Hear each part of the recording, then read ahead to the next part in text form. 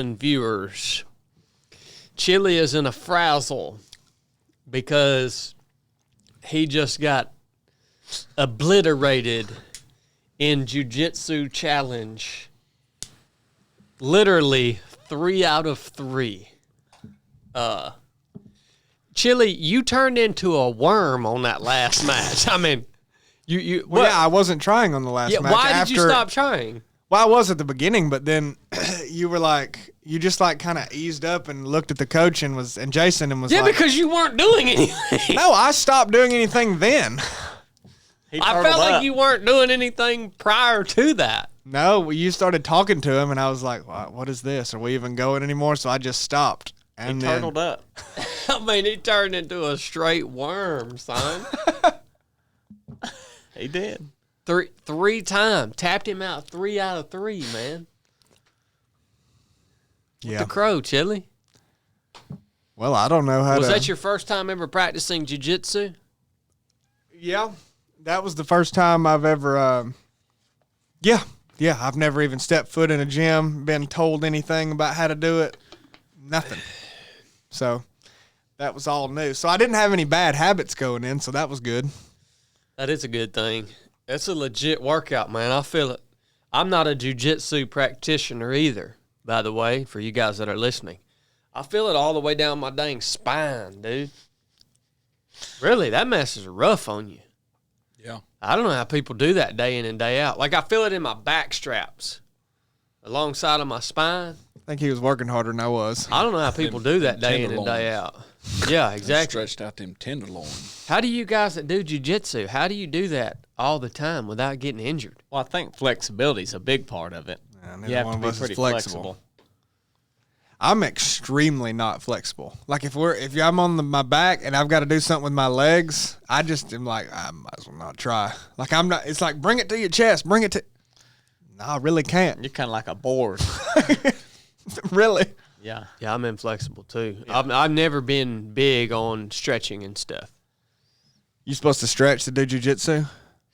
Yeah, I think you're supposed to be pretty flexible. Oh. Yeah, I imagine you'd want to be pretty limber. Yeah. Yeah. Oh. You can start popping stuff pretty quick in there. As a runner, do you think you need to be flexible? No, I think it hurts you. I've always thought the same thing. I mean, you're just doing a very simple repetitive motion over and over again.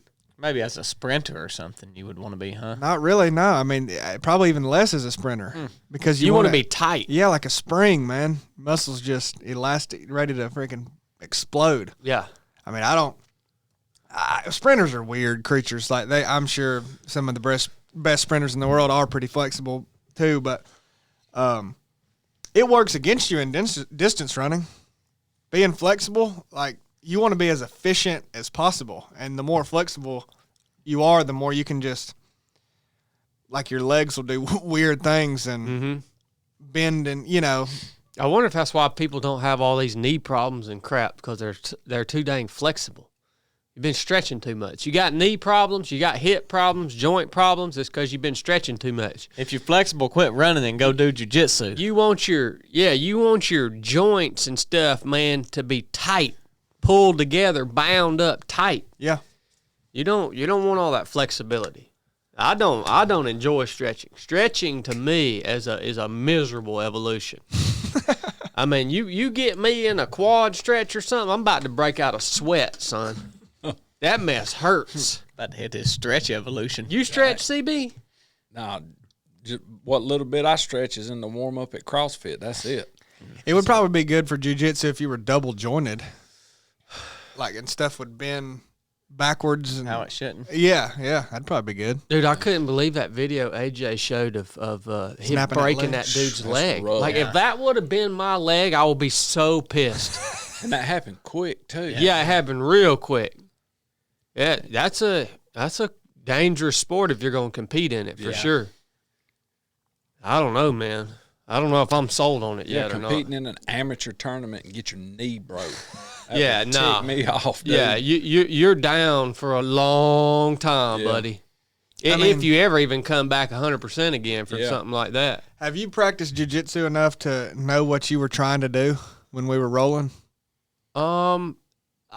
if Jason wouldn't have been coaching me, like as me and Chili were doing our matches, he had a coach, I had a coach, and so Jason, I know enough to get in to get in the positions that I want to get in. I don't even know like what position I should have been fighting for. Yeah, well, he went over it. Well, I know, but he didn't. The even, back. That was what I kept saying. It was like, well, how do I get here and not like give up? You know. Yeah, you just didn't have the time. Yeah, I mean, I was like, so I wouldn't. I was just rolling around. Yeah, see, I knew enough to kind of know I want to be on top or on your back or something like that, right? And then from there, I wouldn't have really known what to do if Jason wasn't standing there like, okay, now pull his head up, wrap your arm around, you know, grab his hand, whatever. That helped tremendously. It was probably. I mean, I've been to multiple classes, jiu-jitsu classes, but I probably learned more in that than any other class that I've ever been in, because most of the classes I've been to, you know, you learn a couple of like new moves, and then you rep them a little bit, a time or two, and then you just kind of pair up with people and you're rolling, right? Yeah. But to be able to be in a match and have someone there to kind of talk you through it as you're doing it, I could see you could probably get really good really quick like that, you know, if you had that one-on-one type of instruction. Yeah. You know? Yeah. I don't know. It's pretty cool. Blake set that up for us. But we all know that I am, you know, I'm an ultra runner. And if we learned one thing this past weekend, it's that the old bull has still got it, boys. Podium finish. The old bull still got it. I've been thinking the 307 Project Trail Race. A lot of you guys listening were probably out there, and I don't know if you agree with me, but it was an amazing day of running. A lot of people set new PRs out there. A lot of old friendships and friends coming together and sharing time and miles out there on the course. And I actually got to run this year at our race. It's the first time I had ever ran one of our races. It's a 4-mile loop. It's a really tough loop. There's a brutal, brutal climb and then a big downhill. It's pretty much the entire loop. The whole time, I thought I finished third. I've been thinking since I finished that race that I finished in third place. Well, you even said the results say fifth, and I've got to get them to fix that because that's not right. Well, I didn't know the results said fifth until Chili told me on Monday. Yeah. I thought it was Blake, not you, Blake, but Blake, Ultra Preacher. I knew he was in front. Then I thought it was Roman because Roman's usually always second. And then if he don't win. Yeah. Blake's dominated now on Mountain Mama. He's taking his running real seriously. Blake is. I mean, he's taking it seriously like we used to take it seriously. Yeah. So he's going to be hard to beat. And then Roman in second, and then I thought Mason was in third. Because in the past, Mason has ran, really well at our races. So I was just gunning for him the whole time. And I didn't pass him until like the last hour and a half. It took me a long time to reel him in. I was banking on Mason's inexperience to allow me to pass him. Like I was banking on he knew I was behind him. He was going to push a little harder than he should push and eventually slow down.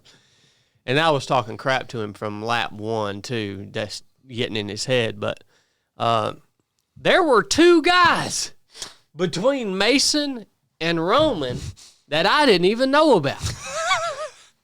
And Chili knows one of them. So know of him, yeah. Congratulations, guys. 2 guys. Does anybody remember? Well, congratulations, 4 guys. Yeah, 4 beat you. I'm congratulating the 2. Did you pass Mason? The 2 that basically reaped my soul because I thought I was in third place. I'm congratulating the 2 that put me in 5th place from thinking I was in third place. Did you pass? You ended up passing Mason? Yeah, I passed Mason, yeah. I was talking crap to him the whole time. Literally on the first loop, I said, you know what, Mason? When I beat you in this race, it's not even really going to be much of an accomplishment because you're not even a runner anymore. You're a Hyrox athlete. a Hyrox athlete. I mean, hold on. Let's Brooke pause here for this. Let's pause on the 3 of 7 Project Trail Race for just a minute, and let's just talk about how stupid this freaking Hyrox thing is. Okay, let's talk about it. All right, Chili, let's talk. Tell me your perspective on this Hyrox. Well, no, tell me yours. Look, I think it's all stupid. Look, I can't have a discussion about how stupid Hyrox is with somebody that likes CrossFit. You like CrossFit. No, I don't. I've been in CrossFit in a long time, man. Oh, man. I've been there in a while. It's been a long time. Long time. Look, let me tell you what Hyrox is, all right? Well, look, it's the same workout Yeah. at every single event. I didn't even know that. You told me that. Nothing changes. Okay, it's the same workout over and over. And like, how quick are you going to get bored with that? Well, it's easy to train for. After one or two? So, and look, let me tell you what Hyrox is. Hyrox is this new thing that has come on the scene here in the fitness industry. And because it's new, it hasn't drawn over any really good, like legitimate competitors. True. So it is a place where average people, such as myself, can go and compete and win and feel like they are actually good athletes. That's what Hyrox is. Clip that. Clip that. Hyrox is a place where an average person can go and win and then act like he's a real athlete, a real competitor. Now, having said that, we will be doing a Hyrox match later this summer. No, not really. Y'all but should. We should. Oh, yeah. So as I was passing Mason with an hour and a half left, I'm coming up behind him, and he's like, "Oh, why don't you do a Hyrox with me?" I was like, "No, I'm not interested in Hyrox." He's like, "Well, you can be my partner." How gay is that, man? Hyrox. What's up with even the name? Hey, what a genius thing they created, though. They created Well, it's just repackaging a different cardio workout that is not popular. So then, exactly. So, like, you start over from the beginning so anybody who wants to be good at something can do it. They're good at first. Now, if Hyrox continues on, it'll get better and better. But, like, basically, it's CrossFit and all these things have run its course, so you have to make something new so you can do that again. 5 years, if Hyrox continues, there'll be another one. You know, Yeah. It'll be air raid. Yeah. And you do this, and you do a lot of skiing, and then bicycling, and then you run again, and then you do like 13 push-ups, and then you run again, and it'll be like, yeah, I'm the best in the world at air raid. Hey, That's how everything works, right? Yeah. in 5 years, we need to make it happen. Oh, I mean, what a genius business model this Hyrox has come up with. It's a genius business model. You don't even have to think. You're hosting the exact same workout every single time. How much do they cost to enter? I don't know. I'm sure, and good for them, by the way. It's genius. Oh, yeah. Like, this isn't a hit on the makers of Hyrox. Like, it's freaking genius. I'm literally sitting here thinking, why didn't I think of that?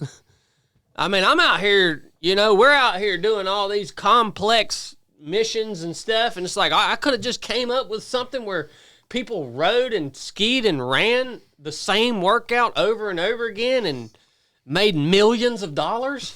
It's genius. What do you think, Corn? I ain't got nothing against Hyrox, bud. You was thinking about doing one, wasn't you? I mean, I think it's pretty cool when I watch those folks doing it. If it wasn't I have turkey heard they're season, anti-turkey hunting, though. Are they? yeah, if it wasn't turkey season, you was going to sign up. Oh, yeah. I remember we was talking about it. I actually say more know power to 'em. I actually know a Hyrox athlete that walked out the front door this morning and said, I can't even walk outside for more than 30 seconds this time of year without hearing one of them stinking turkeys gobble. So that's what Hyrox people think about turkeys. Well, that's good. They won't be in the woods hunting. They'll be practicing their Hyrox. Go for it. So that's my 2 cents on Hyrox. Back to the 3 of 7 Project Trail Race. The 3 of 7 Project Trail Race. I'm going to tell you what, son. I'm going to tell y'all, I'll tell you guys here in just a minute my hardest moment on the whole course. All right, it was a defining moment for me. Very clear to me when it got hard. And I'm going to tell you guys that story here in just a minute. But before we do that, I got to tell you about our partners here that made this episode possible and also contributed to the 3 of 7 Project Trail Race. And I have to start with our partner, Barbell Apparel, because I ran for 8 hours in their new Ultra Shorts, and they were spectacular, son. They have all the features that I was looking for. They're a lot lighter weight than some of the older shorts, like the Ranger shorts and stuff like that. But they're also durable enough that you can use them for trail running, and you're not going to tear them on every little briar that you pass, right? They have 2 different lengths, which I also loved that. They have a 5-inch and a 3-inch. So kind of fits all different types. If you like a shorter short like me, it is available now from Barbell Apparel. They have zippered pockets. They also have a pocket in the back that's zippered where you can keep small items like a gel or car keys. All the way around, they were spectacular. I did the whole race in the same pair with nothing under them, and I was really impressed with them. Yeah, I was really impressed. That's big. It's creepy, Bob. 3-inch shorts. Yeah, I was in the 3 inches. Yeah, the 3-inch shorts. Yeah, and they also have they also have the Ultra Shorts now branded with the Be Hard When It Gets Hard logo. And the pair that I was wearing had that branding on it. Looks really sharp. The color that I like in the new Ultra Short is the sage. It's a really nice, soft green color. It looks great, man. I'm just super impressed. Basically, Barbell took everything all the input that we have given them, throughout the last 2 years, and they built it into the Ultra Short. So there will be a link to those in the description of this episode. On top, I had the Ultralight Tech Tee, ran in that the whole time. I had the white one on, and it hit the spot as usual. Our other partner. I got that new shirt, too. Oh, yeah, man. That's big. I know. That is big. I've got 2 of these at the house. Quitting off the table. That is a good-looking shirt, man. Yeah, I think my favorite's the white, too. It looks good in Got white. some more on the way if you want Oh, white. okay. Well, hey. A lot of exciting stuff. Barbell's always doing something new, man. And then we got our partner, Drink HOIST, another huge player out at the race and also huge contributor to the show right here. You guys know we've been using HOIST for years. It has everything that you need in it to keep you going and keep you out there longer. It is more than just a beverage. It's battlefield-proven, IV-level hydration. Your body absorbs it very well. It sits well with your stomach. It has potassium, magnesium, and all the electrolytes that you need in it. 14 grams of carbohydrates, 70 calories, no preservatives, no dyes or colorings. It's made in America. And by the way, huge breakthrough with HOIST too. Their powder is now going to be dye-free. All right? Coming soon. I don't think it's out yet, but coming soon. The powder version of HOIST is going to be dye-free. So if you guys get out there, you get after it, you sweat, you work out, you need something to replenish your electrolytes, keep some HOIST around. It's going to make a big difference. It tastes amazing. There's tons of different flavors. Made in America, awesome people with an awesome product. Check that out at drinkhoist.com. So those are our partners who play a big role in making everything possible. So if you get something out of these shows, one way to give back is to support our partners at Drink HOIST and Barbell Apparel. Hardest moment of the race for me. Okay, lap 9. So I knew Mason was in front of me. I've been reeling him in. Lap 8 was the first time I saw him. He was coming out of the aid station as I was coming in. I hadn't seen him in a long, long time. And I knew he was slowing down. Of course, I talked some crap to him. So lap 9, I passed him. Early on in the lap. I passed him before the climb. And he was going real slow. And like when I passed him, I gapped him hard. Like I gapped him hard. By the top of the climb, there was a lot of space between us. All right. Well, look, I go across the ridge and I'm coming down off the mountain on lap 9. I look at my dang watch and I say, if I continue on at this pace, I'm going to have just barely enough time to do another lap. And let me tell you right now, I did not want to do another lap. Yeah. I was sick and tired of climbing that stinking hill. I've been running for, at this point, 7 hours. 7 hours. And I'm like, son of a gun. And here's another thing. In terms of placement, it wasn't going to matter because, well, first of all, I didn't even... you were in third. I thought I was in third place, and I knew Roman was way ahead of me. Yeah. I didn't even know about these other 2 guys up front, but they were far enough ahead of me in terms of time I wasn't going to catch them anyways. So running a 10th lap wasn't going to make any difference in terms of my placement in the race. I literally could have slowed down a half a step in my pace, and I could have came across the finish line there at lap 9, and it would have been obvious that I would not have had enough time to go out for lap 10, and then I could have took me about a 45-minute break while the clock ran out, and it wouldn't have made any difference in my placement. And so that was such a great exercise for me to hold myself to the same standard that I would expect other people to hold themselves to out there on that race course if I would have been out there with my bullhorn, right? It was such a great moment for me to make that mindset shift and say, like we talk about all the time, we're going to hold ourselves to a standard here and not just focus on the result. Because, again, me running further wasn't going to change the result whatsoever. So I kept pushing it, came in off of lap 9, and I had just barely enough time that I had to hustle to get that 10th lap done. And, I mean, even as long as I've been doing this stuff, you know, it never really... I'm not going to say it never gets easier, but I am going to say it's always hard. It never doesn't get hard to make those decisions in those moments, right? I don't care how long you've been doing it. The temptation is going to come across your mind, especially when you can kind of sandbag it a little bit and you know it's not going to change the outcome. The outcome is what it's going to be. It's so easy to just sandbag it a little bit and say, it's all good. So it was such a good repetition for me because it is still hard. And it did cross my mind. Just slow down a little bit and come in with 40 minutes left instead of 55 minutes left. You know what I mean? But I was able to hold myself to the standard, come in, go back out, and get my 10th lap in.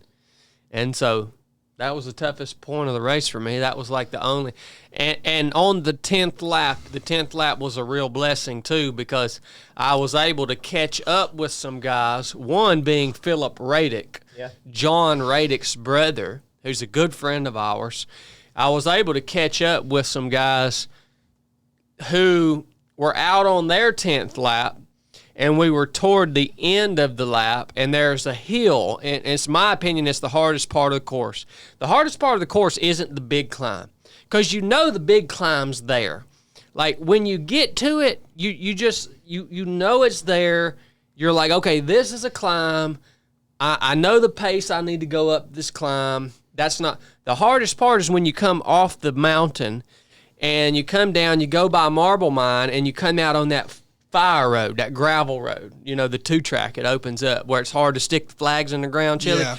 You go down a nice gradual slope for a while on that gravel road, and then it pitches back up. and it's a very gentle hill on that gravel road. In ultra running, that's what we call a douche grade, because it's not steep enough to walk, but it is steep enough that when you run it, it gets your heart rate up. And so you should run that. You know what I'm saying? Well, we got on lap 10, we got around to that, and I saw Phillip and a couple other guys they come and they're going up that little grade, up that gravel hill, and I saw them, both of them were looking at their clocks, and they realized, I've got enough time, I can walk it in. And both of them started walking up that hill. And I yelled at them and I said, you're walking right now because you know you have enough time to walk it in. But you can run, and you know you can run. But you're sandbagging it because you know you have time to sandbag it. And I yelled out to them basically that, and both of them started running, and they ran all the way up the hill, ran hard into the finish line. And I got to talk to Phillip afterwards, and he was really thankful that that I was able to give him the encouragement to really push in that final moment. When he didn't necessarily have to, which is the same battle that I had been fighting between loops 9 and 10.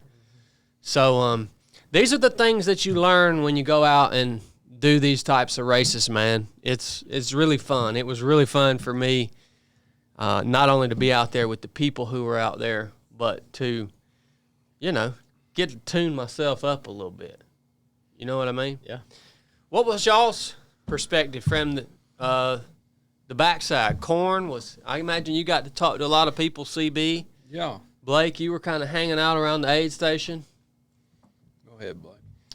I mean, the races are always like just being there and being around, getting to talk to all the different people and be around that, especially ours, is always just uplifting to me. Like, you leave there wanting to do that more. You're like, dang, it's a lot of work, but like that was a good day.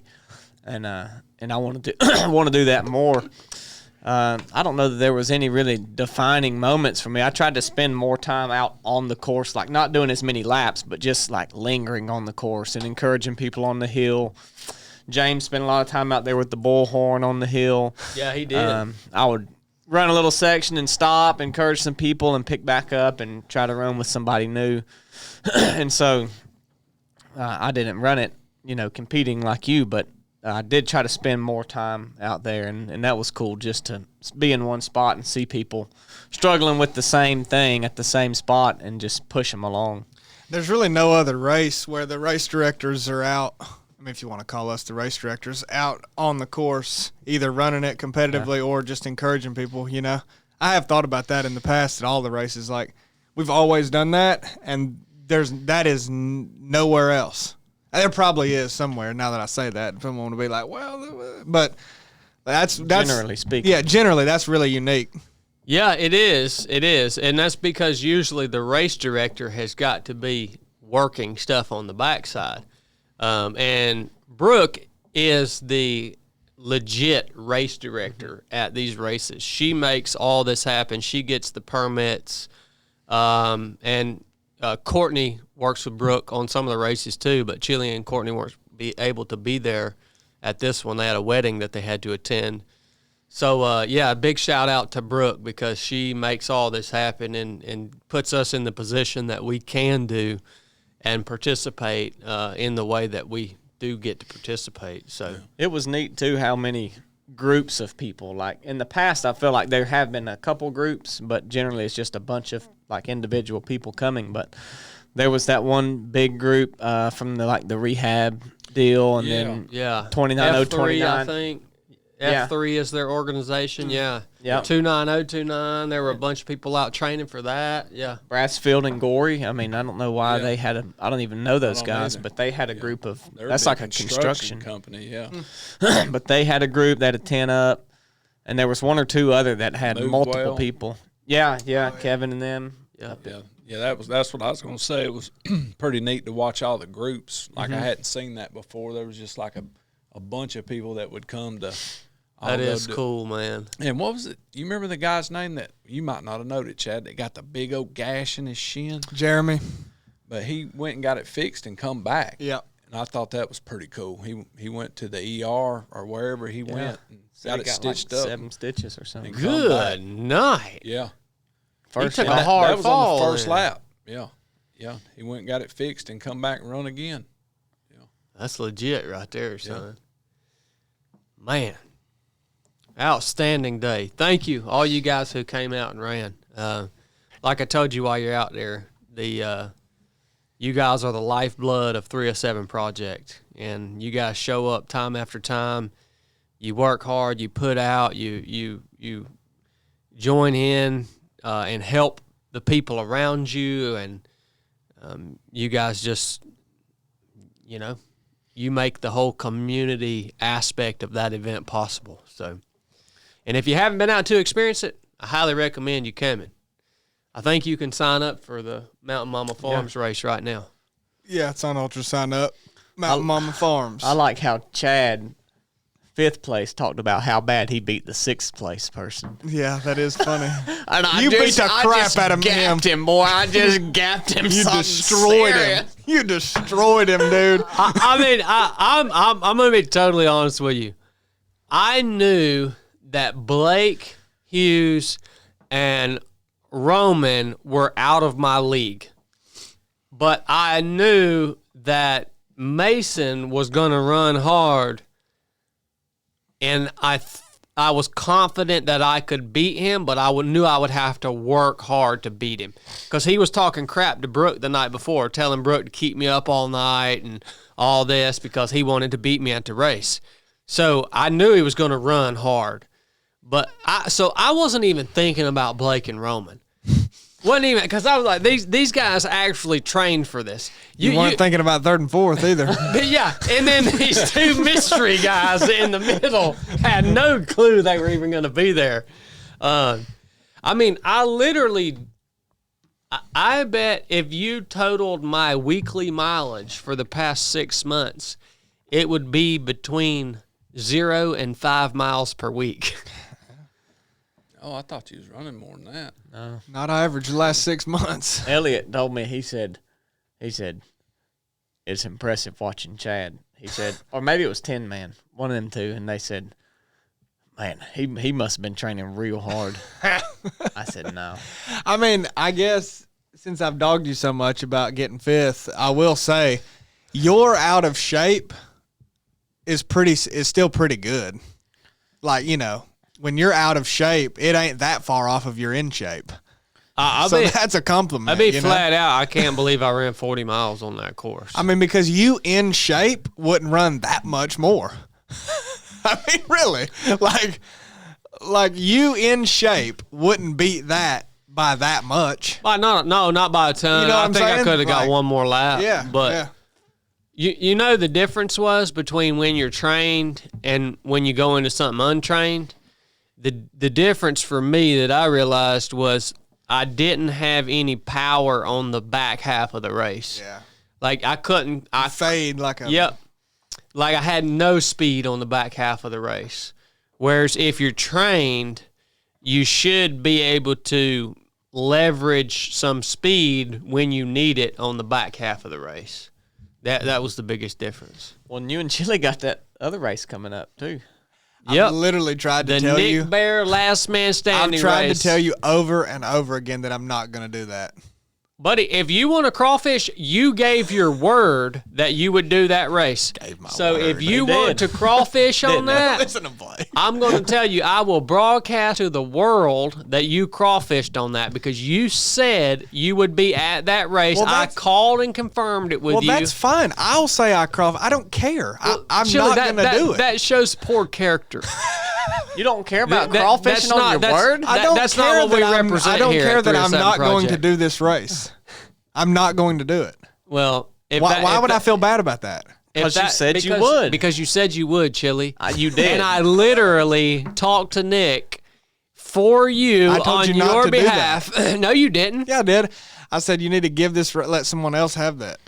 That's what I No, said. you didn't, Chili. Not when he called and asked him. So, you so didn't say now, What? now You you're don't even crawfishing know. and you're lying How am I lying? because that. That's Chili. not what you said. Yeah.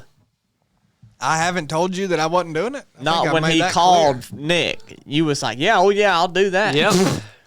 Yep. I made sure to get confirmation from Chili before I reached out to Nick and told Nick, I'm not going to come do this race unless you let my pard Chili come and run it with me. And I guess you're not gonna be doing it and either, because Nick is such a great friend I guess you're not going to be doing it either. and he cares about us, he opened up 2 spots for us to run his race in May. So I'll see you there. Enough said. How can I be more clear? I'm just telling you, chill. Enough said. I don't think I can be more clear other than I'll say it one last time. No, you won't. I have a question for you guys, and then I want to kick it to CB for the Patreon question. But I have a question for you guys today. I listened to a podcast with Dr. Ben Carson. Does everybody know who he is? Yeah, the black dude. Yeah, Sean Ryan. What a way to describe Ben Carson. Well, I mean, that's all you've got. Neurosurgeon, ran Sha- for president. Yeah, Sean Ryan I had voted for him. Dr. Ben Carson on his show, and hey, if y'all hadn't listened to that podcast with him, you should listen to it. He's a very well-spoken man of faith. Faith is a huge part of his life, and he's just done some amazing things throughout his life. I didn't realize, but some of the surgeries that he was performing early in his career as a neurosurgeon, no one else would perform them because the mortality rate was so high. But he found ways to actually, and his specialty is pediatric neurosurgery. And like one of the surgeries that he performed early in his career that really put him on the board as a neurosurgeon, like stand out, is he was performing a surgery on children. Most of them, I think, were having like uncontrollable seizures, like hundreds of seizures a day. And he would go in and actually cut half of their brain out and leave the other half. Dang. And they would survive this surgery. Like one of the surgeries he was talking about doing was 22 hours long, I think. 21 or 22 hours long. Working on a child's brain. I mean, did he say that, or are you is that what you gathered from the podcast, that he took half their brain out and they No, survived? he says it. He calls it a how is that possible? hemispherectomy. Yeah, it's insane, dude. I mean, how did they even determine that you can do that safely? He said the first time it was performed was like in the 30s. Wow. But they stopped performing it because like everyone who was trying to do it was dying. You know, every patient who they were dying, but he figured out how to do it. Dang. So like this dude not only is one of the best neurosurgeons probably on the face of the earth, but he's also a man of great faith and very well spoken. And go listen to it if you haven't. But he said something that really made me think, man. So Sean was asking him, you guys know Sean's a huge advocate of psychedelics, the psychedelic drugs. And so Sean was asking him about like, well, what do you think about these psychedelic therapies? And Ben Carson started talking about how much of the human brain is basically not used. Like it's a massive percentage of the human brain that isn't being used for anything, apparently. And, you know, these psychedelic drugs are actually awakening parts of the human brain that aren't being used naturally. And Sean was like, well, what do you think about that? You know, and he was kind of rolling even the concept of Neuralink into the conversation, the same conversation, basically leveraging these drugs and this technology in order to tap hidden potential in the human brain. And Ben Carson said, you know what? it doesn't really even matter what I think about it because they're not going to stop. Like, they're not going to stop pushing forward with, one, the use of these drugs, and two, the use of technology to change the human brain. All right? He said it doesn't matter what I think about it because they're not going to stop. And then he said, have you ever heard the saying, curiosity killed the cat? And Sean was like, yeah. And he said, that's what's going to happen. He's like, we have a lot of curiosity. But essentially what we are doing, trying to do, by way of the use of these psychedelics and by way of the use of this technology, it's going to destroy us. That was his opinion without saying it that way, right? And so I got to thinking, man, have y'all ever thought about this? Like, what is up with all of this capacity that the human brain has that isn't being used? What's going on there?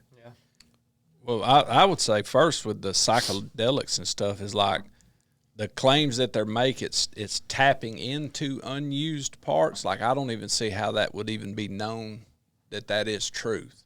Like, any type of drug or anything you take is either stimulating or depressing some function of the brain of what it's already doing to keep you alive. So anything past that, I don't see how they can say, well, this is opening up my brain where I can see into the spirit world or whatever. I mean, like, who says? Yeah, well, Sean and who says? Sean kind of asked him that too, CB, and Ben explained it in really layman's terms. Like, Sean was like, what's going on here? And Ben was like, well, this drug is basically removing some inhibitors in the brain that would generally be in place to block this function from happening. Now, what they're seeing into... Yeah, that's how I understand it, and whatever that's worth, probably wrong then, but I believe that this is all connected to the spiritual realm, which I believe is real, and I believe that essentially we are operating in the physical realm and the spiritual realm simultaneously, yet we have basically how that works, how we can be operating in them both simultaneously but not essentially know it or sense the spiritual realm is because the physical realm is not behind a veil, but the spiritual realm there's like a veil in between us and that. Well, it's also interesting that we can only see certain wavelengths of that. Like there are other things that could be seen, but we don't have the ability to see it. Like, our eyes don't register that. So it kind of plays into part of what you're saying. It's like, I think the veil it's not like literally, don't think literally a sheet, but it is essentially a veil over your senses, and that is quote unquote lifted. It's the only way you can describe it, by the additional chemicals into your brain, because those chemicals are already there. The big one is DMT. That is literally in you. Like, we all have dimethyltryptamine in our head being I've heard that. Yeah. excreted or whatever. So I think when you take certain things like that in high dosages, it increases the levels of this thing, which then gives you an increased capacity to sense more than you could sense currently without it. Mm-hmm. So I think it's not a hallucination. Like, I think certain drugs or street drugs that are not necessarily present in your head, all they do is tweak some things that, like, they stimulate things or depress things, and it just kind of alters your perception of reality. It doesn't alter your reality. It just alters, like, you're on some kind of drug and you see some wild stuff or whatever. Like, you're just having a hallucination or something. But I think there's different set of compounds, these psychedelics, that it is essentially lifting that veil by increasing your ability, your actual ability. Yeah. Like I think there's a big difference in hallucinating and then taking a psychedelic drug and seeing more of the spiritual realm that is actually reality. Like it's real. But people think every time you see something under the influence of a drug, no matter what the drug is, they're like, oh, it's fake or whatever. Something your mind just made up. Yeah, I think sometimes you're saying you're seeing something that actually exists outside of your mind. But nobody can but you can only see it if you've removed that veil. And for some reason, I think the way our brains are designed and those chemicals, I mean, I think God designed it that way, like for us to have that in us at the level that we have it, not like we're designed to use these things like this, but I think just the way it was designed, you can increase those compounds through exogenous psychedelic drugs and then see something that is there all the time, but you couldn't normally see it. Mm-hmm. I don't know if that's... That's clearly... I think you define that very well, yeah. It's odd, like, the question you ask is, why do we have that ability to do that? That's what I've been thinking about. Why is that? Why are those parts of our brain, why do they exist, but they can't be leveraged? Yeah. Because like Ben was even talking about, there are people who can make things move with their mind. He said this really exists. Like there are people who can use their mind to move a spoon on a table. Like this is coming from a neurosurgeon. Yeah, I just don't know how much of all that I believe.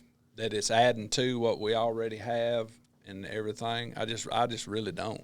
I mean, I believe in the spiritual realm and everything else, but I just don't know how much of it that I believe that it's adding to what we already have and we just ain't able to do it without it. No. Yeah, I mean the biggest thing, the biggest reason I think that is because of you have to believe. They've done studies that kind of prove that people are seeing into something that's actually there, and it's not a hallucination. I'm still not sure about it. They all see the same thing. Yeah, I'm still not sure about it, but that is a very interesting thing to try to take note of, because what else would that be? It's not a hallucination. This is what I've been thinking about too, and Ben said that even with the Neuralink stuff, his understanding of it, basically they will be able to use that to manipulate personalities, and basically they could create like a bunch of Mother Teresas, or they could create a bunch of killing machines. Like they will be able to leverage that to manipulate literally like who you are, right? And I thought that was crazy. But going back to all of these parts of our brain that are not being used, and seemingly when we use drugs to awaken them, we can see into a spiritual realm. I have no biblical evidence for this as of now because I haven't really researched it, but I got it thinking, you know what? I wonder if all of those parts of our brain that we have that we can't tap or can't use, I wonder if those parts of our brain, if we lost the ability to use those parts of our brain in the fall. Yeah. I wonder if Adam, the first man who was created perfectly without sin, and he was living in the garden, in paradise, walking with God, as not an eternal being. He's obviously a created being, but with eternal life, in the presence of God, able to perceive God, able to conversate with God, able to experience creation in its perfect form. I wonder if that first man didn't have a brain that was firing on all cylinders. Yeah. And I wonder if in the fall, and because of sin and because of the fall, man didn't lose. We know man lost a lot of capacity in the fall, but I'm just wondering if that's not when those parts of man's brain became unusable, was in the fall. Well, it's difficult to study it's a lot easier to study human anatomy, like the bones, the skeletal system of humans, rather than the neuro side, because we can dig up ancient human bones Yeah. and study them. But like, we don't have a history of studying and understanding the brain. Yeah. Like, we don't know how it's, Because to study the brain, you really have to study it in real time while it's alive. and we haven't been doing that Yeah. for very long. So like, we don't know the differences. Like, if you could study, okay, we've got fossil records going way back of these animals and human remains, and like, we can see like some of the adaptations we've gone through over thousands of years. Like, look, jawbones have gotten, slimmer or whatever. Like, you don't know that with brains. You don't know, they were bigger then, or they were smaller thousands of years ago. And like, you could tell through a autopsy from a brain 5,000 years ago that we did on 100 brains that, they were like, all of this in the back half is really lit up and now it's not being used, like you were saying. Like, we don't know that. Yeah. So it could have just always been like this, but it's degraded over time and adapted, or it could be that the fall literally just flipped a switch. It just makes me think, because God created the human brain, and I can't imagine that he would have created it with all of this extra capacity to never be used for anything. I have to imagine he created it, the capacity of the human brain to be used to the fullest extent in the perfect man. But when sin entered the world and man fell, our capacity in so many ways decreased. We became mortal beings. We were no longer able to be in the presence of God. That veil, I wonder if that's when that veil, if something changed then, when that our ability to perceive the spiritual realm changed that moment what's that funny? sin entered the world. But also in that moment, it's like their eyes were opened. It's like there had been a veil over maybe the physical that was then lifted, and then another one was put up over the spiritual, because they didn't know they were naked. They had no shame. Right? Yeah, but then when they did sin, there was no then embarrassment. that was lifted. Well, they introduced sin into the world, right, on their behalf. And I wonder if, I don't know if there's any evidence that the Garden of Eden was a physical place. There's a lot of debate around that. But, I wonder if it wasn't the removal of that, like kicked out of the garden, was like you can no longer be in God's presence because you no longer have this ability. You're still living in the same spot, but you can now not be, you can't see God, you can't be with God because you can't experience him. It's like the Garden of Eden was, I'm not saying it wasn't a literal location sure it was garden, somewhere, but it was like it was the whole earth. Yeah. It would have been the whole earth. Like, it's not like I don't think they could have went out of the bounds of this little garden and then lost it. Like, being kicked out of the garden wasn't being kicked out of Rome, Georgia. Right. It's like this was the earth. This was the state of the earth in this time before sin entered the world. And then you're kicked out. Boom. You see all this. But then the rest was hidden. I think a veil was lifted and then a veil was put back up. And it was, and the mechanism of the spiritual realm being hidden, the mechanism was the off switch of the parts of the human brain that could perceive those things. But that's what I'm saying. But this poses a question. It poses, if that's the case, then is the taking of psychedelics actually just bringing you closer to the natural original state of man? And that's a good thing. Like, wouldn't that pose that question? Okay, yeah, it does pose that question, but you would initially think that, okay, that is a good thing because it's awakening a part of my brain that's allowing me to see something that, is closer to what perfect man could see. But here's the thing. I would say that man in his fallen state cannot wield that ability. And so that is why it will ultimately, when we use these things to awaken those parts of our brain, if I am correct in my theory, in our fallen state, it will ultimately lead to our destruction because we're seeing something and we're entering something that we can no longer wield. Well, another way to think of it is when they had the ability to sense that, they also were in the presence of God as a protector. Yeah, man. Like they were being protected by the literal presence of God when they could see all of these things. And if you're taking a drug that actually does allow you to see those things again or some of those things again, but you don't have that. Yeah. So that could be. It's like a governor. The whole time I'm thinking it's like a governor. And Yeah. you go take the governor off your go-kart, and they'll go really fast for a while till you blow the motor up because it wasn't supposed to be going that fast, you know? Yeah, yeah. So that, to me, that's the thing that, like you said, Chili, when you think about it along these lines, your initial thought, I think most people's initial thought is, well, great. Why not take a look into these things? You know what I mean? But then it's like, no, you don't understand, man. Like, you can't wield that in your state. And if my theory is in any way, shape, or form correct, when in the resurrection, when God's kingdom is consummated and we receive our eternal bodies, all of our parts of our brain that we're not using now in our fallen state will then again be awake as they were awake in the first man, Adam. Again, this is all me thinking, all right? It's all me thinking about what are these daggone, because this psychedelic thing, this is a mainstream conversation. I mean, this crap is taking off, man. Like, it's taking off, and a lot of people are going and seeking this stuff out, man.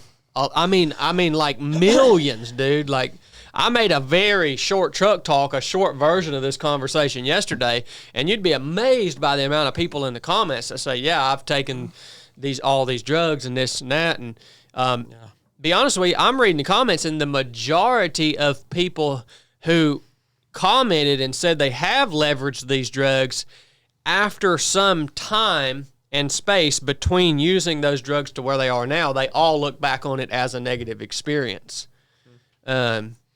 So that, that's another interesting thing. And then, Like what negative? Did they say like negative and how? Like they a lot of them feel like there was like a demonic influence entering into the equation when they were using those things, and ultimately a lot of people were saying it was causing a lot of confusion and stuff like that.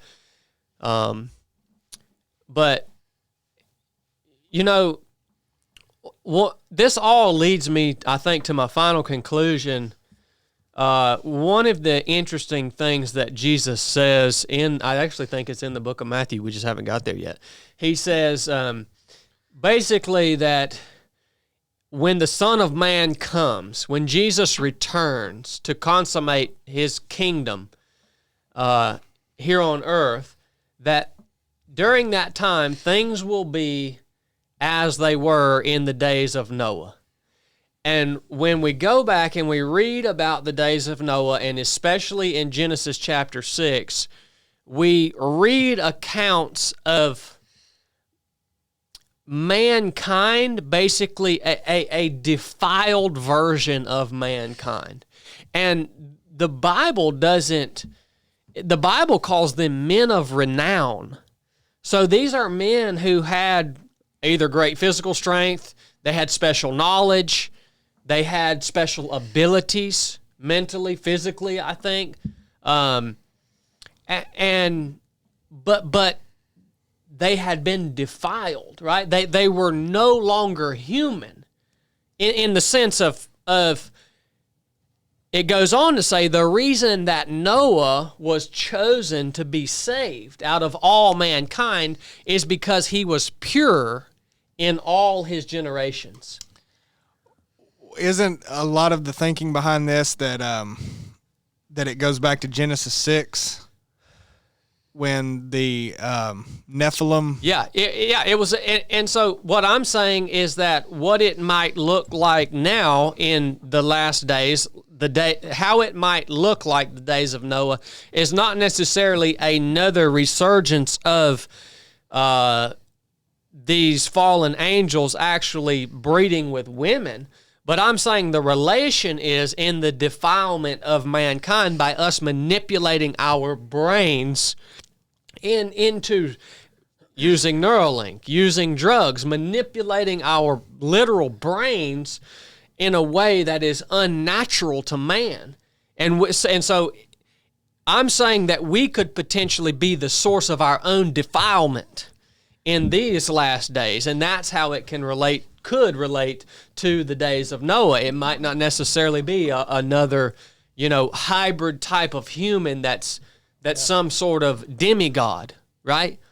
I think there's a commonality here. Do you know how much it would look like you were a hybrid type human that was a demigod if you had a computer in your brain? Exactly, man. I mean, exactly. That's how I would describe that. Exactly. Well, if you look at how those people treated and ignored Noah, then like he was, basically preaching the gospel. At that time, the gospel of that time, and nobody listened to him.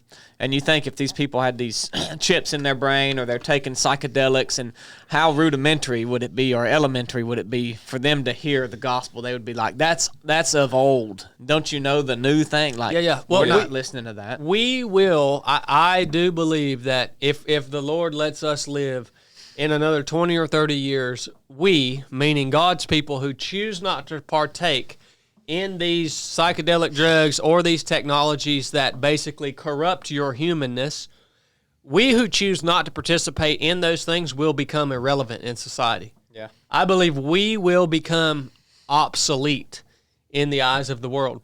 Because right now you see much of the great, I'll use an example. The 60s, psychedelics became very prevalent in the 60s. You saw some of the most beautiful vehicles produced in the 60s. You saw a shift in design. Think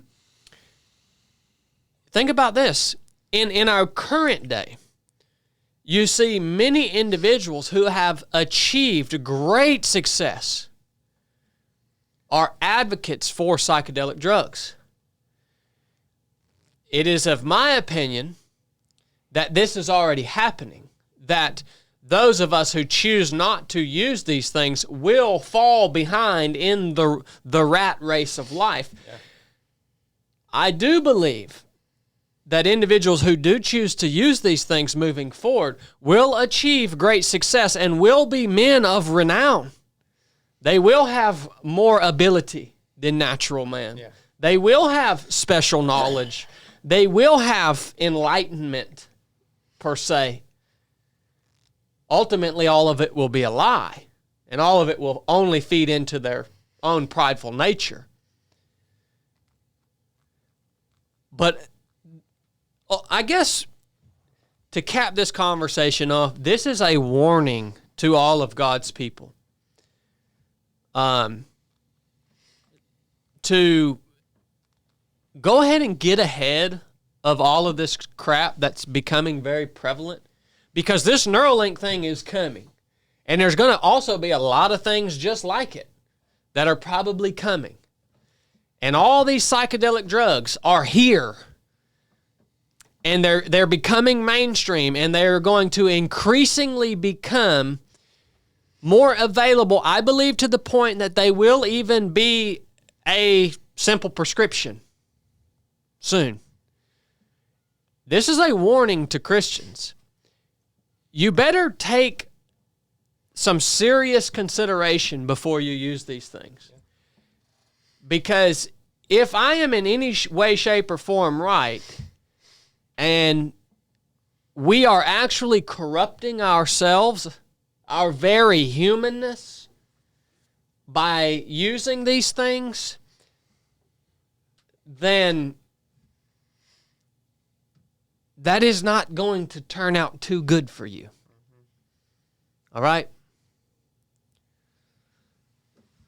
What do you think? What do you think? What do you think, guy? People will hear that and they'll think, well, there's nothing that's uncorruptible or they don't take it serious. But then you look at, a lot of Old Testament stuff, like when the dude touched the Ark of the Covenant, when it fell off because they were transporting it incorrectly and no one was supposed to touch it. Like, that seems like, dang, man, he's just trying to keep the thing from falling. And what happened? He died, right? And then Moses didn't get to enter the promised land because he struck the rock rather than talk to it. And we think, well, come on. Like, he led these people for this long amount, and he's really not, like, really, he can't go to the promised land because he messed this thing up. And then Ananias and Sapphira, they lied a little bit. Like, who hasn't exaggerated the truth before? And we hear those things and we think, oh, well, come on, that couldn't really corrupt our humanness. Maybe it couldn't, but look at all these examples. And here's the problem: when you partake in these things, there's a case to be made that there's no going back from it. That's what I'm saying. It's kind of if that's the case. There is a conversation to be had that there ain't no going back from it. You're just screwed now, buddy. Yeah, there's certain things you do in life there's no going back from anyways. Experiences you've had, things you've seen, that kind of just folds into who you are at that point. What do you think, Corn? Like I said, I don't know how much I believe it opens any part of your brain up, but I would say if you believe in Jesus and you believe Jesus is coming back and you believe nobody knows the day nor the hour, I wouldn't be hopped up on nothing. Yeah. I wouldn't be hopped up on nothing. He might come back in a minute. You want to be hopped up on something? Yeah. Go on ahead and get hopped up then. Yeah. Put that double salmon burger down. You know the biggest argument against all of this is? What's that? Well, all of this stuff occurs naturally. It grows in the earth. Yeah. That's the biggest argument against all of this. Yeah. A skunk occurs naturally. You want that joker spraying you? Well, yeah, there's a lot of things that are natural that you shouldn't do. Like the tree of life occurred naturally. Yeah, right? I mean that Adam and Eve ate from. Yeah, the alcohol occurs naturally. Like, you shouldn't get drunk. I mean, I don't know why that's an argument that you should do it. What is the reasoning that you should do it? Because people will reference the verse, I don't know where it's at, probably somewhere in Genesis, that all of the herbs are for your use or whatever. Like, all of the herbs and plants that grow are for your use. You know what I mean? Yeah. Well, what's that one plant? Cassava. If you don't it's some kind of food, but if you don't treat it 18 different ways and you just ate it raw, it would kill you. Poke salad's that way. Yeah, I mean. Yeah, go get you some poke salad. I mean. Well, I even go really. You can go down the rabbit hole of speculation as far as you want to go. Yeah. It's about to be good. And if we go back and we look at Genesis chapter 6, and we look that these sons of God were coming to the earth and cohabiting with men and also breeding with human women, they had 100% special knowledge and special power, these sons of God. And you could even take it as far as to say, well, what if some of these herbs you're using weren't potentially genetically modified while these sons of God were here on earth cohabiting with man? I like that you're calling them herbs now. Yeah. Herbs. Plants. What if these plants Fungi. What if these plants weren't genetically modified however many thousands of years ago it was when these beings were down here doing these things with humanity? I mean, I know that's way out there, but I'm just... Well, it's also way out there to say this, but, I mean, everyone always envisions, an apple with the fruit from the garden. Like, right. I mean, I don't know. Since a lot of these things are natural, like mushrooms or whatever, I mean, it could... I don't know, maybe this doesn't make any sense, but, like... Because it almost would have done the opposite of what it did. Like, it closed our minds off of the spiritual realm, but it's like, was were they tempted with, something like that? Like and there was something in that like fruit. You know what I mean? Like, I could see that easily. I could see that. I don't know. I mean, it wouldn't really make sense that the same thing that people are taking now, like a mushroom or whatever, that opens your mind like this. I know corn doesn't think it opens your mind, but like, did Adam and Eve eat of that? Is that what they were tempted with and ate of? But the problem with that is what it does to our minds now seems to do the opposite of what it did to them. So that doesn't really make. But I don't know. Mushrooms are a very weird thing. Like the fungi. When you look at super. When you look at how it is like all under the soil, I mean that's weird. Like why is it there? You know? I would also like to research that verse that people always reference, where I think it's Adam's being told all of the herbs are for you to use. I would also like to know whether he was told that before or after the fall, because the fall also affected the earth, right? So that would be interesting to know. Well, that would have had to have been before, right? And he didn't tell him much after other than get out of here. Well, he told him that the earth is going to change. It's going to produce thorns and briars, and you're going to have a hard time. Yeah. Yeah. So, if you received this word from God that you can use all of these plants, except for this one. Are you talking about where he says you gives him dominion over all plants? In Genesis 1:29, he says, "Behold, I have given you every herb bearing seed which is upon the face of all the earth, and every tree in which is the fruit of a tree yielding seed, to you it shall be for food." So that was before the fall. Before the fall. And so that's a big deal when we're having this conversation.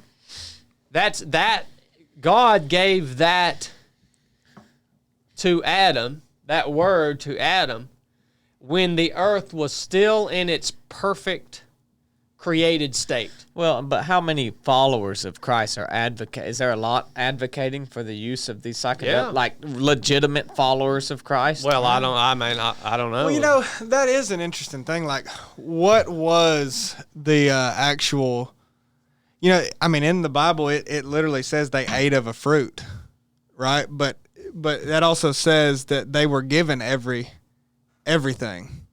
So, like, what did they actually partake in or do or eat? Because, like, a lot of people don't like when I say this, but I don't know how literal that is. Like, to the literal, they ate a fruit. I mean, they could have ate something else. Like, what did that actually look like? What did they actually consume, and why was it separate from everything that God had given them? Does that make sense? Yeah. I mean, have you ever thought, because, to use that verse that's used as an advocate for consuming mushrooms, like, in the non-fallen state before they made the decision to fall, which they obviously somehow had the ability to do.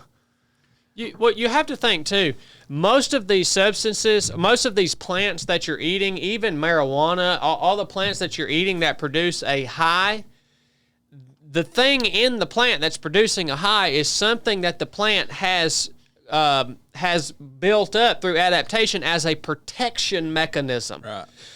In the beginning, plants or animals did not need any sort of protection mechanism.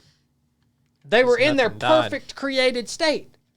None of them were going to be destroyed or die. Right? Like, you could pluck off a plant, eat from a plant, but the plant stayed alive. Yeah. So nothing needed a mechanism like that. So you can't reference that verse as a justification for using these natural substances that are causing your body to respond in these ways that we have chosen to like. Yeah. Such as marijuana is a huge one. Yeah. So that's good. That's good, man. Outstanding. Thank y'all. CB, what you got for Patreon today, man? Oh, Dylan Mitchell. Y'all remember him? Oh, yeah. I'm looking to get a shotgun, mostly for clay or trap shooting, but might decide to start turkey hunting. What's a good, reliable, entry-level shotgun? Entry-level for poor or entry level for a rich? For Dylan Mitchell, bub. He's pretty rich. Dylan's pretty rich. Yeah. He's dang loaded. Yeah. Yeah. Benelli, Super Black Eagle. What would you say, Blake? That's entry level. Entry price. I mean, I always go to the do it all. It's just like the 870 or the 835. Mossberg 870 or the Remington. Yeah. Mossberg 835 or the Remington 870. Yeah, dude, that's for pours. Well, but that's just the do it all. Like pump, you can do home defense. Do all nothing good. Well, I mean, they kill a turkey pretty dead. 870, man. That's as entry level as you can get, and it'll do anything. Just like the rifle version of that's a 30-30. Like they're right there dead even. But I don't want no pump for shooting skeet. Yeah.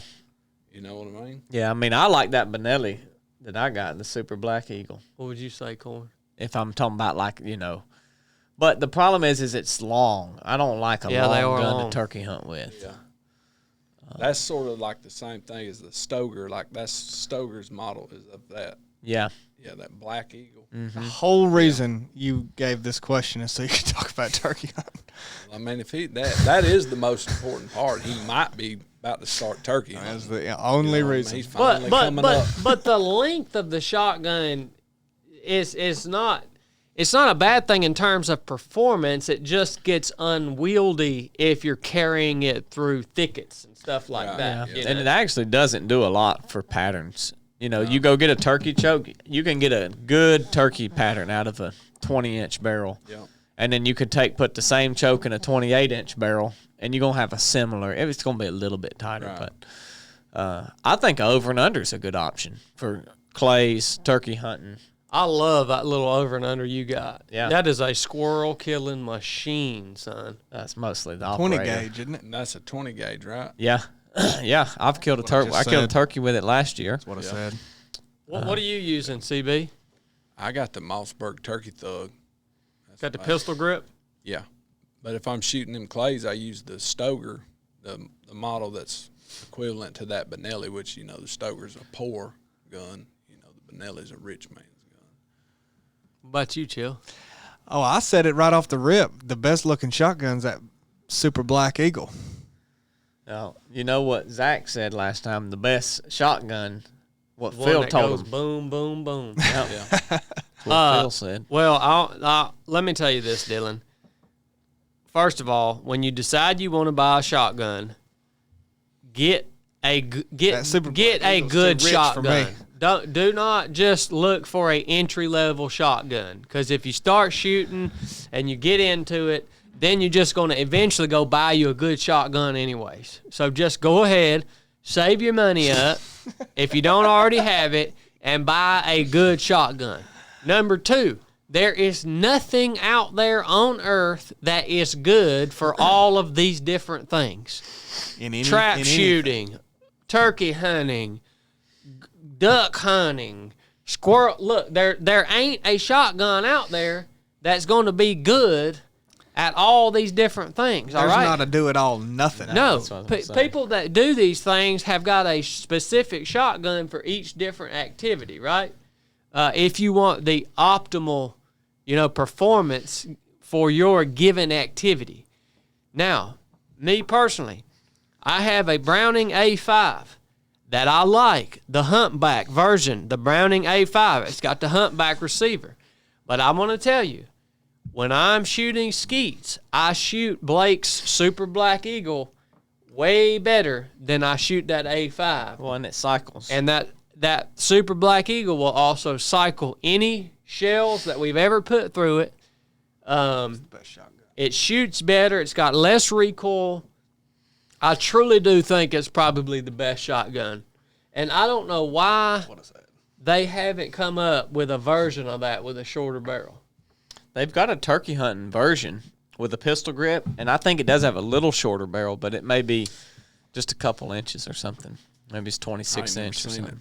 Yeah, you'd have to order it, but it's like $1,800 or something. Good night. So there's your verdict. The Don't Benelli, buy no What I'm $1,800 saying is too shotgun. rich for me. the Benelli Super Black Eagle. No, Dylan got money. Yeah, he's loaded. Yeah, but he's got it because he don't blow it. Don't buy an $1,800 shotgun, Dylan. Don't listen to him, Dylan.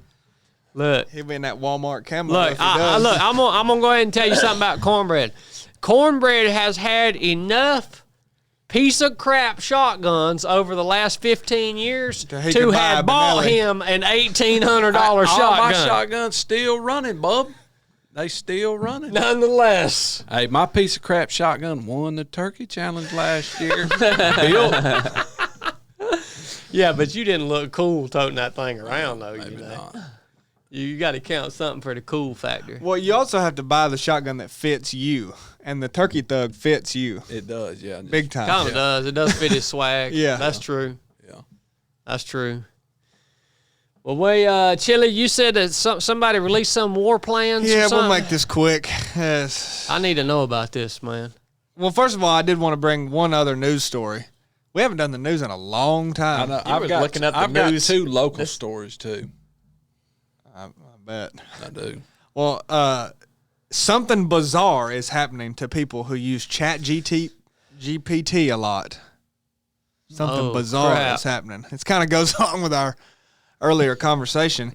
There's been studies, researchers at MIT studying the effects of OpenAI's ChatGPT, and apparently people that are considered power users. So your power users, we're more your me and Cornbread are recreational. Me and Corn are more your casual users. The power users are those who the majority of their day is spent using ChatGPT. So potentially, 8 hours, 12 hours a day they're using Chat. They are engaging is what has been deemed problematic use, and leading to preoccupation, withdrawal symptoms, loss of control, and mood swings. It is said that they are growing dependent on ChatGPT and beginning to view it as a friend. Holy crap, man. So I don't know. They're doing legitimate studies on like what the effects of heavy usage of ChatGPT are, and it appears to be not good. Which I would speculate that, but it's very interesting to get some actual research behind it. It's saying that people are using it as a therapist and like communicating to it as you would a therapist, and it is given feedback that is so helpful to these individuals that when they are not communicating with it, they feel empty and like they're Well, I seen Corn the other day. He was having a hard time, and I seen him in there talking to his phone in the dungeon. He didn't know I was here, and I wonder if that ain't what he was This is doing. going to become a new secret addiction. They're going to have to open up rehabs for people What to are you withdraw talking off of about, Chat bub? Corn was in GPT. there like, I got a lot going on today, man. Oh, crap, Corn. Yeah, I don't know what that was all crap. about, but That's wild, Chill. I mean, it is crazy. Look, if y'all want to know how to live your life, tune into the 3 of 7 podcast. We've been telling y'all for years not to use that crap. We've been now telling you not to use psychedelics. Don't get chips implanted in your brain. Don't daggone use this artificial intelligence, all right? Look, keep tuning in. We're going to tell you how to live a good life. look, buy a squirrel dog, hunt when you can, Yeah, get in the woods when it's turkey season, yeah. read your Bible. Well, so I just want to first say It's a good story, Chill. Yeah. This is the biggest thing in the news. I mean, I don't even really want to talk about this a whole lot, but I did want to You're the news program. bring this to you. And I want to get y'all's opinions because there is a lot of different things that could actually be going on behind the scenes with this. There's a lot of different options. We get to speculate again? Yeah. Okay. So Jeffrey Goldberg, if you don't know who he is, he's the editor-in-chief of The Atlantic and the moderator of Washington Week with The Atlantic. So he's a big deal, big hotshot journalist, if you will. Well, he wrote an article in The Atlantic 2 days ago that is titled, "The Trump Administration Accidentally Texted Me Its War Plans." He goes on to say, U.S. national security leaders included me in a group chat about upcoming military strikes in Yemen. I didn't think it could be real, and then the bombs started falling. So basically what happened is Pete Hegseth set up a group chat on Signal. Do you know what Signal is? Yeah. It's an encrypted text messaging app, right? Yeah, that, by the way, when I did more research into it, I heard the creator of Signal say that it is not very secure in reality. No, the Russians know how to hack it. Yeah, like that's known. Anyway, It's good if you just local and you're trying to say, "Hey, bud, basically, kill that turkey they over were there." they were all saying that, like, if you think anything is truly encrypted and can't be seen or surveilled upon, you're just out of your mind. But anyway, they're using Signal, and JD Vance is in the group chat. Pete Hegseth is in it. You know, it's the whole team, and they're discussing military offensives against the Houthis in Yemen. And in that group text is Jeffrey Goldberg, a journalist to The Atlantic, and supposedly they have no idea he's in there, and he's just keeping quiet reading all the text messages. And what were some of the messages, Corn? Did you read? Like, no. JD Vance was like, yeah, this wouldn't be great, but we might have to do it. Like, they were just talking real cavalier and casual about it, and then a couple hours later, they're... Were they some bomb emojis in it? Not that jet emojis? Not that I know of. It'd be cool if there was. I think I said this text chain was 2 days ago. I don't know when this was. Maybe it was last week. When was the actual attack? It was at least over a week ago. Okay, yeah. But we're just finding out about this recently, you know. So that's just a big deal. I mean, and I wanted to ask your opinion, y'all's opinion. Is that just purely incompetence on the part of Hegseth and the rest of the gang to, like, hey, we're going to talk about this stuff on this group chat, and they literally just, because of incompetence, included him in there and had no idea? Or is there some sort of a foul play in terms of, like, somebody made sure, like somebody included him in that to get them in trouble, you know, like, unbeknownst to everybody, I'm going to slip this dude in here, add him in, and no one will see it, but this is going to cause a big thing. He'll be able to write the article. Were they hacked? And that's how this was allowed to happen? Like what do you think? One of the guys that got the text message was actually over in Russia as part of that peace talk envoy when all those messages were going through. And that was when they was making a big deal. Well, the Russians know how to hack this stuff, and y'all are literally sending messages to a guy that's sitting there with them, you know, with the Russians. Well, I mean, why do you think Jeffrey Goldberg was included in that group message? Just like they accidentally included him? I think it could be either. Like, surely this wasn't the first time this has went on. You think this is the first time they had some, you know, big text message about an important event? Yeah, I don't think so. No. This is probably the gazillionth time. I mean, also Goldberg immediately goes and writes this article saying that this happened. Like, if you actually were in the interest of national security, you probably wouldn't broadcast that. Right. You know what I mean? Yeah. Like, if that really happened accidentally, why would this dude, I mean, I guess just to go get a win, he's like, probably makes his money, man. Yeah, it's like, look at me, I'm cool. I was included. Look what I get to write. Hey, he don't care about national security. But I mean, like, that would be a really bad move. Did he write his article before, and did it come out before the actual bombing took place? No, it was after the bombing. So he waited until after the event took place to release his article. Yeah. Why wouldn't he have released it prior to the bombing? Well, it was so quick. I think it was like 2 hours, wasn't it? Oh, okay. Yeah, like the conversation was happening and the decision was being made on what to do, and then they made the decision and it was boom. So like, he couldn't have.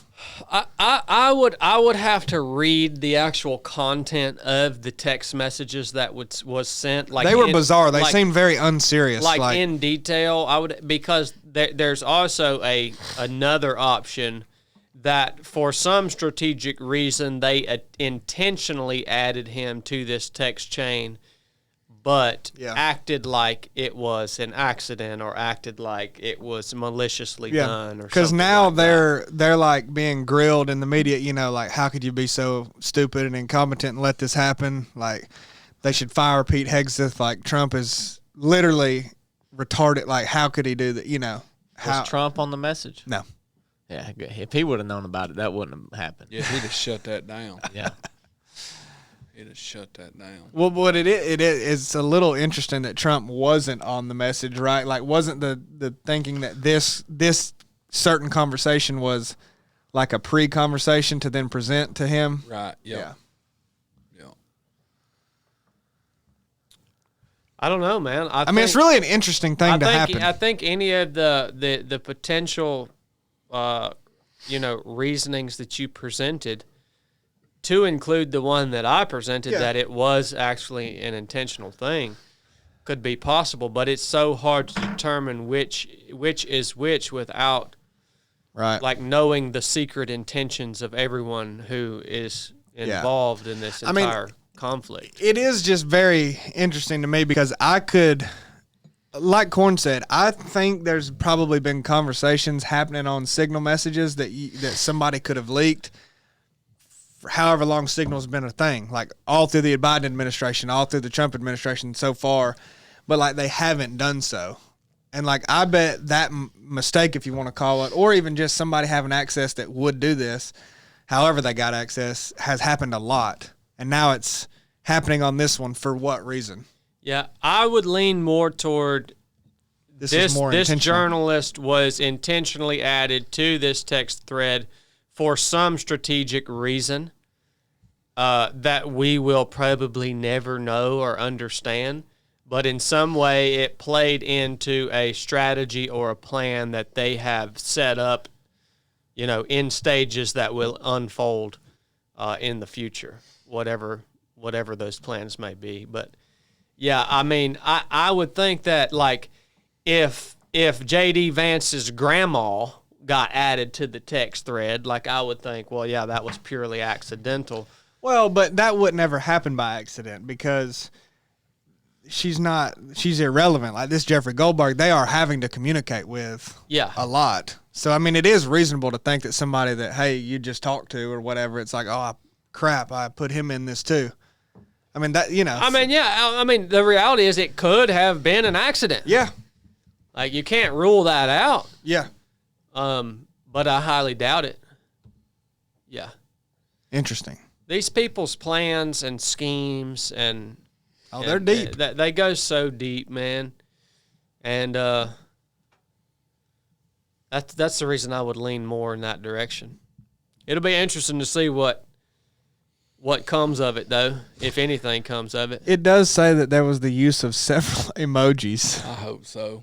No, it really does. Did you know that? Yeah, I thought that they were, but I hadn't seen them. It says how people talk. There is further discussion of confirmation that a target had been killed and the use of several emojis. That's really funny. The bomb emoji's pretty cool. These people, dude. Well, it's wild. What's going on in local news? Oh, it's big. It's big. So here in Floyd County, there's been some wildfires, and the worst in which was up there in the road. Yeah, there's still one going on 411. Julio. Yeah. The worst in which was over there, Rosedale community, which was the first in. They're just any minute supposed to file charges on somebody, stating that that's arson. No kidding. That was set intentionally to cause destruction. They released yesterday. Mexicans. They released yesterday that they were going to set up some charges and within 48 hours. And they said, I checked it at lunch, and they said just any minute they're supposed to lock the fool up that did it. That like they got some houses. They didn't allow who it was? No, they didn't say who it was. They didn't say. They're not going to say until they lock him because he's going to push bond. Y'all know these illegal immigrants are going to strike back. They're striking back. What they are. What they did. And also here in Floyd County, the 2 resident bald eagles have not laid an egg. Oh gosh. And they don't know if it's because of the construction that they got going on at Berry College that maybe they built another nest site Or the because turkeys. they're only visiting this one to say, hey, this belongs to us. They'll get up there and eat old fish or a rat and then take off. But they're not staying at it like they should be. Local news: Berry College bald eagles raising turkey from. Dude, do you know how many bald eagles are out by my house? Like, I see them all the I see them time. every time I'm out there. I see them all the time, dude. They're hanging out down by that lake all the time. Yeah. Look, we went to Barry one time when it was big about them bald eagles, and we had this dog named Hank. He was this little like Cocker Spaniel poodle mix, and there was a whole crowd of people there looking for these eagles. Right. And so we thought, well, let's go see what's going on. So we lock the doors and keep the dog in the car and walk over there. And everybody's there with their binoculars and phones out. And old Hank, he gets to yipping. He had this kind of high squeal barking. And everybody, they said, here they come, here they come. They thought that dog was them bald eagles. And they got their telescopes out and their phones ready. And they was all looking around. And finally, someone said, that's a dog. And they were so pissed. Everybody there was so mad about it. You know, a bald eagle looks like yarn until it's about 4.5 years old. It don't even look like a bald eagle. No, they don't. And the Looks like what? Yarn. Yeah, and the females are dark colored and all splotchy under their wings. Right. They're pretty easy to spot. Looks like what? Yarn.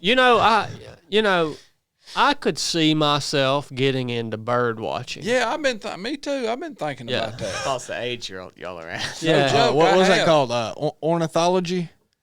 What's that called? Yeah. Yeah.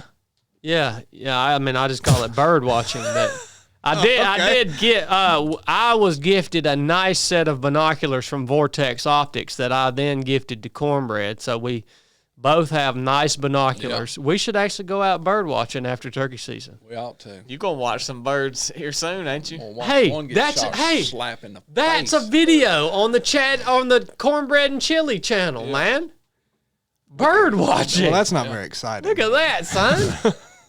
We like to do things that are more exciting. All right, guys. We love you guys. Thanks for tuning in. If you got anything out of the episode, go get you some HOIST or get you a pair of Ultra Shorts from Barbell Apparel. You won't be disappointed. And share the show with somebody that you think might get something out of it. We appreciate it. Love you guys. Enough said.